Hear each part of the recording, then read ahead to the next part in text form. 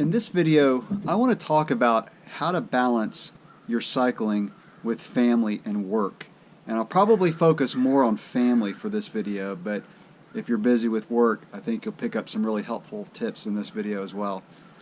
And I want to do this video based on comments and questions that I've gotten about this subject. Obviously, if you watch some of my videos, you know that I race. I'm very competitive. I get into it. I also do just a lot of riding in general, not just racing. And so I've learned over the years how to balance family with cycling. I've been married for over 16 years. I'm coming on 17 years of marriage. And my wife and I have a great marriage, and it's something that's very important to me. And also cycling is an important part of my life, and I've had to learn how to balance those. So I want to talk about that. I heard someone say, an endurance athlete, and I think it was a triathlete a few years ago on television, they were interviewing him, and he made a comment that endurance sports by nature are selfish. You spend a lot of time working on something for your own personal gain. And in a way, I agree with that, but I want to flip that around. And that is, if kept in balance, and if you do it right, focusing on a sport like cycling can actually make you a better person. It can make you a better husband. It can make you a better father if you learn how to keep things in balance. I am at a place in my life where my kids are coming into being teenagers, but I'm still very active with my family. And I attribute a lot of that ability to the fact that I put time into cycling and staying in shape. And it makes me a more well-rounded and balanced person. And like I said, it makes me a better father and a better husband. I play tennis with my kids a couple days a week. I do hikes with my family. I'm very active and I'm very engaged with my family. And so because of that health and energy that cycling gives me, it helps me to be better engaged with my family. It also relieves stress. So I mentioned that in one of my other videos. Is, you know, every day you can pick up some article and read the benefits of exercise, some new study, something that it does in the brain, or for Alzheimer's, or for your heart, or whatever. There is the benefits of exercise are endless, and it carries over into your personal life as well because of those benefits. So I'm a happier person. I'm a more enjoyable person to be around when I have that outlet, that way to express myself and use my energy. No matter what your sport, whether it's golf or working on cars or cycling, you have to have an outlet. If not, you're going to be out of balance. You're going to get emotionally drained in one area if you don't have an outlet. Having the support of a spouse, if you're married, is very, very important. So my tip in that is take the time to invest in your spouse. Invest the emotional energy. This is something that I have had to learn how to do. I've done it well at times, and I've made mistakes at times. I probably have made more mistakes than done it well, to be honest with you, but I don't give up. When I mess up, I work hard so that I don't mess up again. So also reciprocate the support for your spouse's activities. So, for example, my wife is a runner, and she likes doing events. She doesn't do as many running events as I do cycling events, but she does like doing those events. So I try to reciprocate that support that she gives me for my cycling. For example, for Christmas last year, I gave her a trip to Chattanooga, Tennessee to do the Rock and Roll Half Marathon. So things like that pays huge dividends. So make sure you also reciprocate the support for your spouse. Now, this is probably one of the biggest tips I can give you if you really want to focus on cycling and have a balanced work life and family life, is you're going to have to simplify your life. You cannot do everything. When I was younger, I did quite a variety of sports, and I got really into it. I was really into snow skiing for many years when I lived up in the Northeast. I was really into tennis. I mean, I played tennis every day for 2 to 3 hours, and I really just devoted my time and energy to it. When I was in college, I was really into cave diving here in North Central Florida, which is the cave diving capital of the United States. So I really got into that. Now that I'm married and have kids, every sport that I've done pretty much has gone out the window except for cycling. I've looked at the sports that I've done, and I found the one that I enjoy the best. It has the best benefits, the best payoff for me, and so I've simplified. Now, I do still play tennis with my kids. In fact, I just picked it up recently, but it's just a side hobby that I do with my kids, and I don't really do anything outside of that. I like hiking a lot, but that's something I can do with my family. And I like photography, but those are things, again, I do with my family. But my solo sport, the one that I focus on now, is cycling. So you have to simplify your life and realize that your TV time is probably going to be replaced by cycling. You can't just come home and be a couch potato and not invest the time and energy into your family. You're going to need to do the dishes. You're going to need to help your kids with homework. So really, when you're not cycling, engage with your family. Don't go off into another room and watch television or play video games or something like that. So again, this is for people who have a family, but it applies for those of you who have busy jobs and are single. You can't do everything. My life is really composed into 4 components. I've got my family time, my relationship with Jesus, my work, and my cycling. Outside of those 4 things, there's not a lot that I do. Now, I have relationships through work. I have relationships through cycling or through church or whatever. But those are the 4 things I focus on. I simplified my life down to those 4 things. So simplify your life if you really want to focus on cycling and have a balanced relationship and family life. By engaging your family when you're home, it's going to make them want to support you more in what you do. When they see that you're engaged with them, it's going to want them to again support you in your cycling. Try to find time. So now I'm going to get into tips that will help you. Now I've kind of given some philosophy and some encouragement. Now let me talk about some practical tips of how to ride and keep it in balance with your family. So this is obvious, but try to find times to ride that minimize the times away from your family.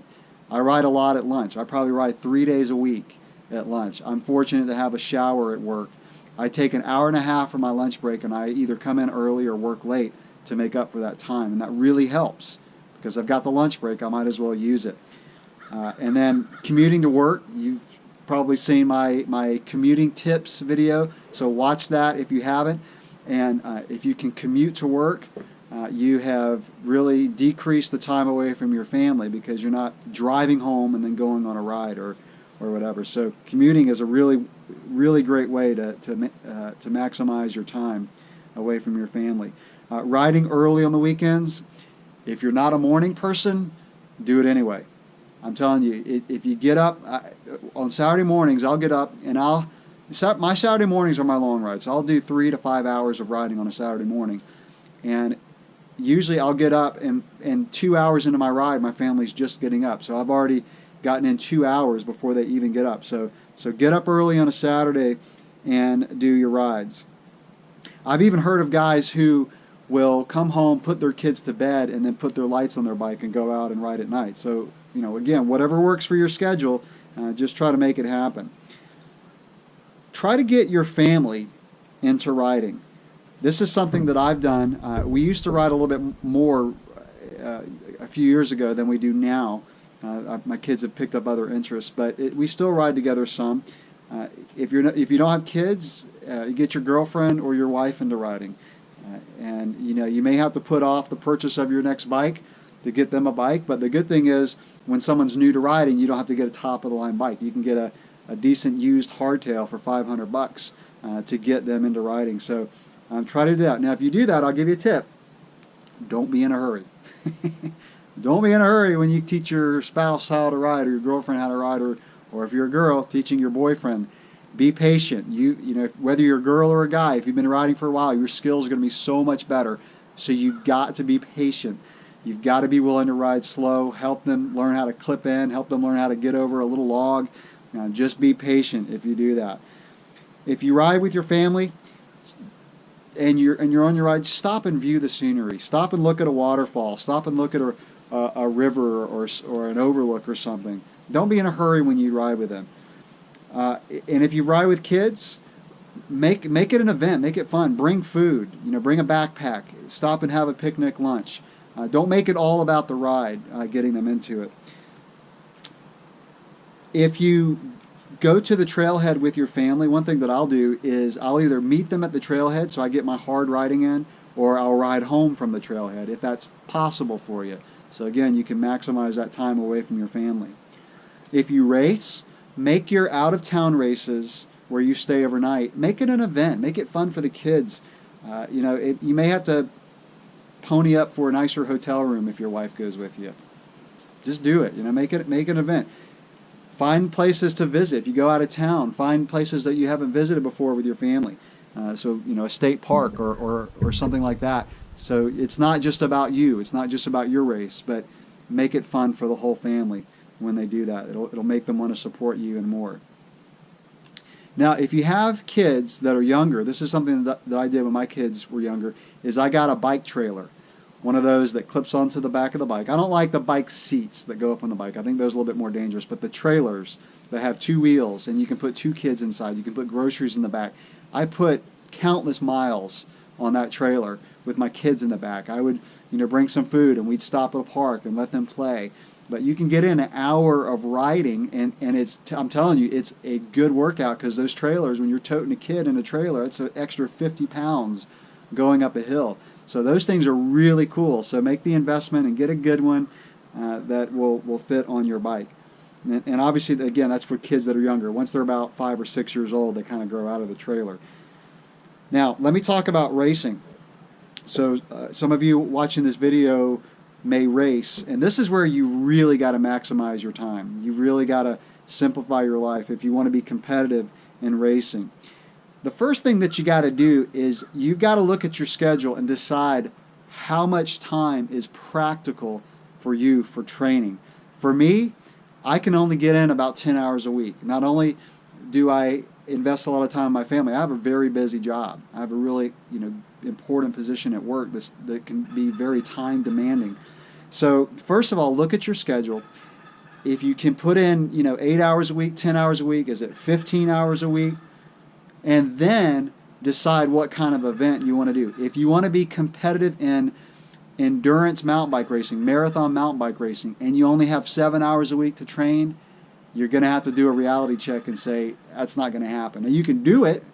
In fact, one thing that you can do for marathon racing or longer type events is if you can get in like three 1-hour rides during the week and then put in a mega ride early on a Saturday, 3, 5, 8-hour ride on a Saturday, then you can be fairly competitive.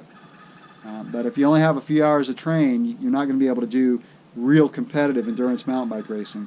Low-level cross-country mountain bike racing, I think you can get away about 7 or 8 hours a week. Higher-level cross-country mountain bike racing, you're looking at 12 to 15 hours a week if you want to be super competitive in maybe the Cat 1 class in mountain bike racing.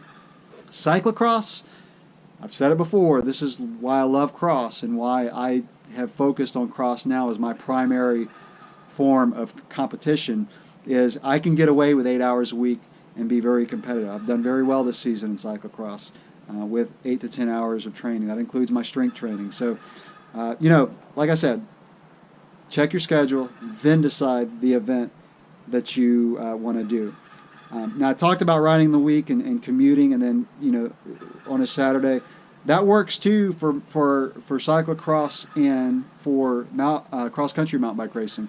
Is you can do 2 interval days during the week, and then put in your longer ride on Saturday, and you can be pretty competitive. I would say if you're going to be competitive, you're going to race, no matter what form of racing, you really need to ride 4 days a week. If you can do 5, awesome. If it's only 3, it can be done, but 4 days a week is kind of that golden number that you need to try to get. I get about 5 or 6 days of riding a week, but most of my rides are an hour. Only on the weekends do I get in rides that are longer than an hour. Now, if you're older, so if you're getting above 35, 40 years old, or 50 or 60 years old, the time that you spend, so you don't have to ride as many times during the week, but you need to be more consistent throughout the year. So usually, if you've been cycling for a while, you've got a pretty good base built up. And so with that solid foundation, with that solid base, you don't have to put in 7 days a week. You can do 3 to 4 days a week, but again, be consistent throughout the year and you're going to maintain a really good fitness. One tip is read Chris Carmichael's The Time Crunch Cyclist. There's a lot of good tips in that book that'll help you maximize your time. And so that's good reading. There's a lot of good intervals in that book. And the one thing that book kind of lacks is how to periodize your training based on your race calendar. But there are some really good tips in that book on how to maximize your time. The biggest tip that I can give you is to be flexible. You're going to have demands. You're going to have demands with your work, demands with your family. You've got to be flexible. That's hard for me. I'm a regimented, rigid person. If I miss an interval workout, I freak out. I've got to, remind myself that it's not the end of the world. I can still, be very fit and, just try to get that workout some other time during the week. So be flexible. So I want to close this video by saying that if you learn how to balance your schedule, simplify your life, balance your schedule so that you can maximize your family time, maximize your ride time, it's going to make you a more disciplined person. It's going to make you a more productive person. And it can actually make the time that you spend with your family a richer experience, or with your friends, or with your coworkers, whatever your situation. Being that person that really learns how to hone their schedule and be disciplined, it's going to make you a more relational person, a more engaged, a more energetic, a more productive person. So hopefully some of the things that I've said in this video will help you with your schedule and to maximize your time. As always, any questions or comments you have, leave them below. Thanks for watching.